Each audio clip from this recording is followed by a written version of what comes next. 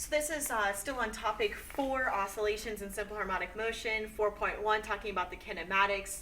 This is part 3, though, where we're going to look at the different graphs and the equations that will be applied to them.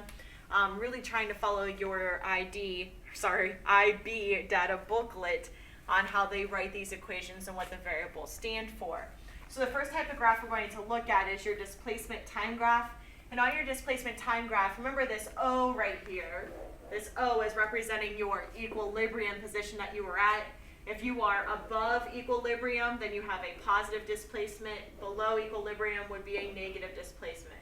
So realistically, it should say positive 2 and negative 2.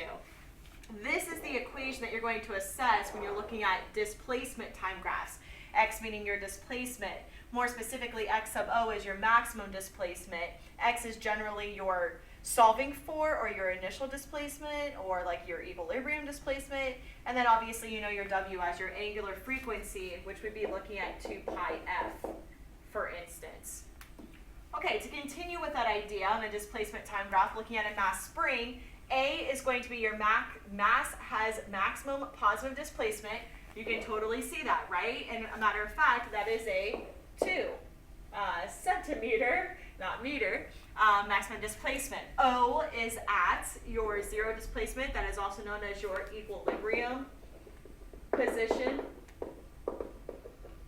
And then B is going to be at a maximum negative displacement, this part right here. So you're really at a negative 2 centimeters at this position. So you're still using the same equation, still means the same thing, okay? Same equation is being applied here, variables mean the same thing. Okay, a velocity time graph. For your velocity time graphs, you are looking at velocity can be calculated from the gradient, obviously that means the slope, of your displacement time graph. Whereas on this, your A, looking at your equilibrium, is the gradient. That's your equilibrium position on this one. Whereas your velocity is 0 meters per second at that position. O is negative at a max and a min displacement. So you're going to assess it as positive and negative, i.e. velocity down at a max, and then B is velocity at your 0 point here. Okay, as time is going on. With your equation here, let's see if I can just manipulate this for a second. Your equation here is going to show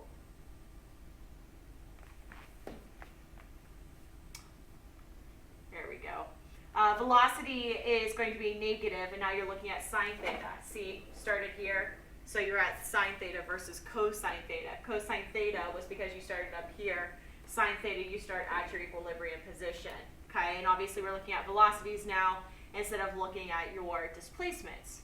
Okay, continuing on with an acceleration time graph. And on your acceleration time graph, it's being calculated from the gradient, the slope of a velocity time graph.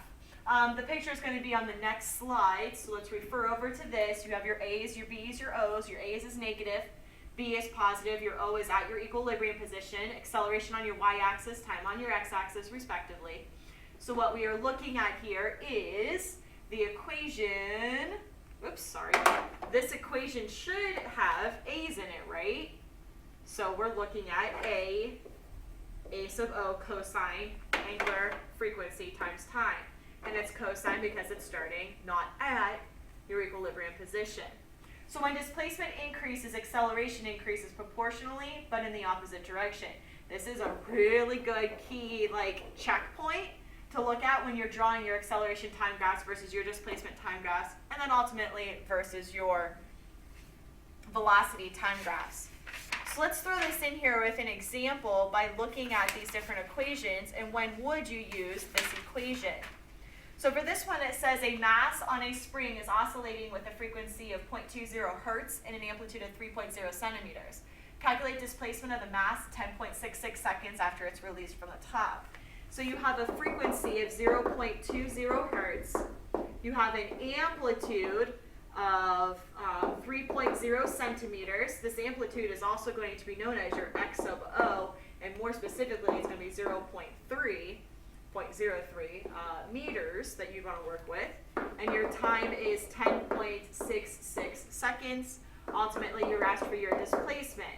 Well, that would mean that the equation you want to use is x equals x sub O cosine angular frequency times time. We're going to break this down a little bit and say x equals x sub O cosine 2 pi f times t, since we don't know angular momentum, but you do have t there, and obviously you can just calculate 2 pi. Okay, so that would mean that we have 0.03 times the cosine of 2 pi times 0.20 times 10.66. Please get your calculators out, guys.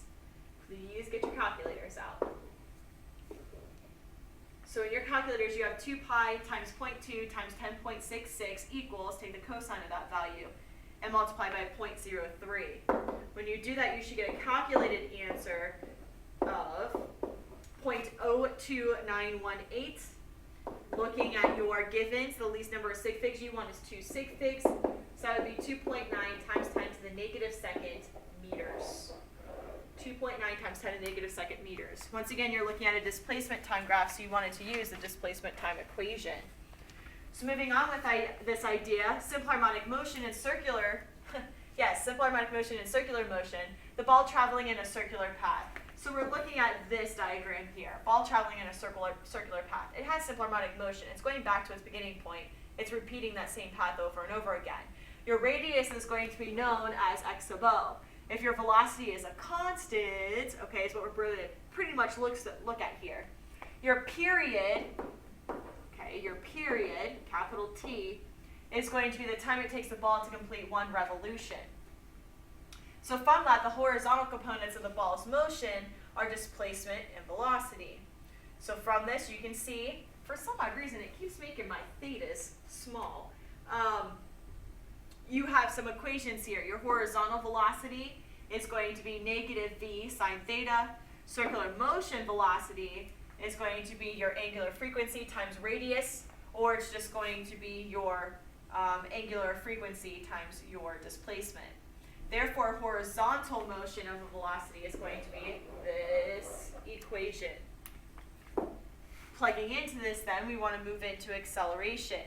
When traveling in a circular, acceleration is toward the center. Notice how they spell it, which is referred to as centripetal acceleration. So your centripetal acceleration is your vt squared over r. So we're just kind of rearranging that equation, looking at your angular frequency. So from that, you get this equation, and or this equation, more respectively. Your r is known as your final maximum displacement. So with that in mind, here is a list of equations. You will see these equations as well in your blue data booklet, and they're obviously posted here if you want to just print this page out to reference it. Okay, so example problem here. Pendulum is swinging with a frequency of 0.50 hertz. Calculate the size and direction of the acceleration, so that just means vector quantity, of the pendulum that has a displacement of 2.00 centimeters to the right. So your frequency is 0.50 hertz, and your displacement is 2.00 centimeters, which is really going to be 0.02 meters, and your acceleration is going to be measured in meters per second squared. So your A is going to be your angular frequency squared times your displacement. That makes sense, right? Because you have a frequency, angular frequency, circular motion here, and then your displacement. So from that, you really have A equals 2 pi f, that quantity being squared, times your displacement. Plugging in, this gives you 2 pi times 0.5, that value is being squared, times 0.02. Well, 2 times 0.5 is 1, right? So 1 squared is 1. So all we're really looking at here is pi squared times 0.02. So looking at that is going to give us a 0.197 calculator answer, which means your acceleration, looking at only 2 sig figs, should be negative 2.0 times 10 to the first meters per second squared. Wow. Can't believe I forgot that. Okay, yeah, I want to assess this negative tomorrow in class, so hold that thought, okay? Negative. Think about it, though. Opposite direction of motion with these. Check back into your notes. Look at that. Okay, Another example problem. Pendulum bob is swinging with simple harmonic motion of a frequency of 1.00 hertz. It has an amplitude of 3.00 centimeters. At what position will the bob be moving at a maximum velocity, and what's the size of that velocity? So once again, it's just asking for a vector quantity for this velocity. So we know velocity as the angular frequency times the square root of maximum displacement squared minus initial displacement squared. So this is really going to give us 2 pi f times the square root of xo squared minus x squared. Your x is equal to 0 here because you're going back to your equilibrium position. So really all we have is velocity equals 2 pi f xo.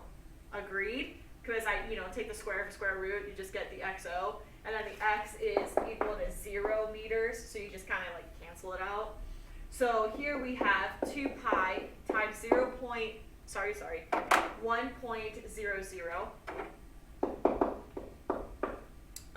times 0.0300.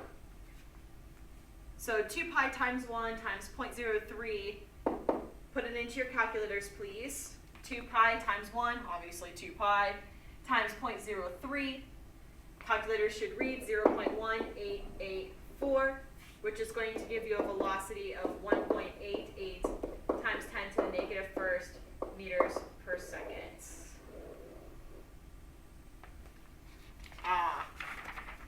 Okay, so that's going to wrap up the end of 4.1.